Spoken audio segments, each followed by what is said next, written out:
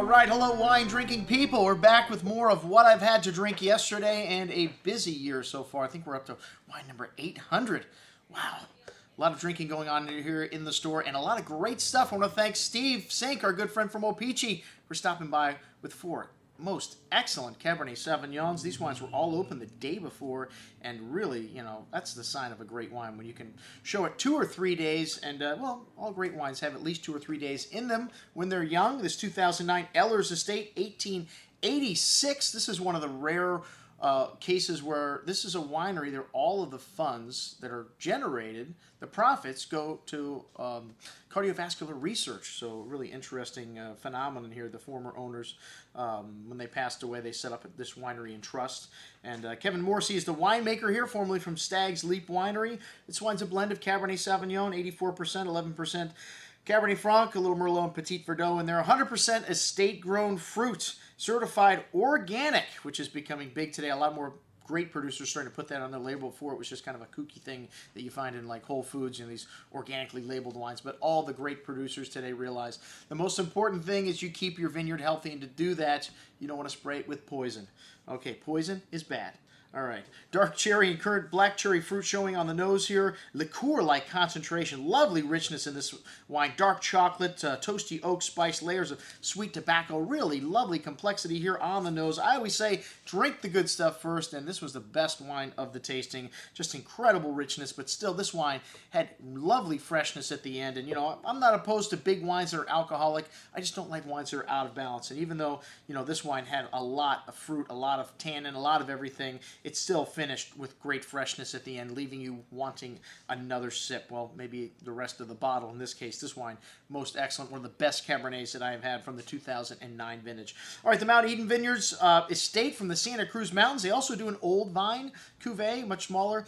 This is a winery that dates back to the 1890s. Well, most people don't even know about the Santa Cruz Mountains in terms of growing regions, but hey, there's a very famous winery named Ridge there, maybe, that makes a wine called Montebello that was in the Paris tasting of 76, and I think was the #2 wine. Anyways, this is the famed viticulturist Emin Rixford from Woodside, California, obtained cuttings from Chateau Margaux. That's where they used to plant this La Cuesta vineyard.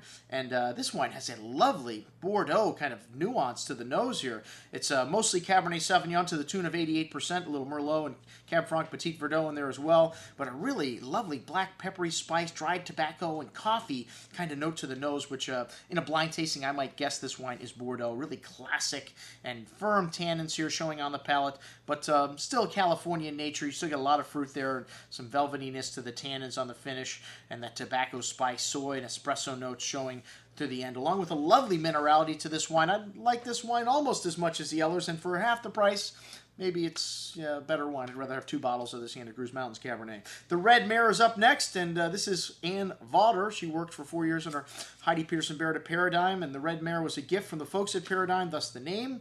And this is from 2 vineyards, one in Oakville and St. Helena and Rutherford, or 3 vineyards, anyways. It's only 800 cases produced of this wine, 100% Cabernet Sauvignon, a good amount of red currant and cherry kind of pit fruit, fresh plowed earth, tobacco spice, milk chocolate, pretty good complexity on the nose here, and just not quite as big, you know, it's complex and nuanced as either of the first 2 wines. I maybe show this wine first and the Salverstrin second, because the Ehlers Estate just kind of blew these last 2 wines away. Still a nice bottle of wine, though. Nice balance here. A lot of nice cherry fruits and some nice acidity on the finish. Excellent bottle of wine at $50 nonetheless. And the Salverstrin 3Ds, triple D, 3 blocks, 3 lots, 3 barrels, 3 daughters. Well, they make 100 cases, so it must be 4 barrels because there's 25 cases in a barrel. So I guess the 3D name just sounded good. Anyways, 100% Cabernet Sauvignon. And this wine's got some sweet tobacco spice to the nose, bitter cocoa, fresh plowed earth, some sweet currant and cherry, cassis berry fruit, brown spice. A big and chewy wine. Maybe didn't hold as well together on the second day. All these wines were open the day before, but still nice balance. Some of that brown spice and cocoa coming through on the finish. Excellent juice, just a little bit pricey, $127.50. That's what I had to drink with Steve Sink from from O-Pee-Chee. Old habits die hard. I'm your host, Andrew Lamposoni, signing off for the Wine Watch, saying remember, always drink the good stuff first.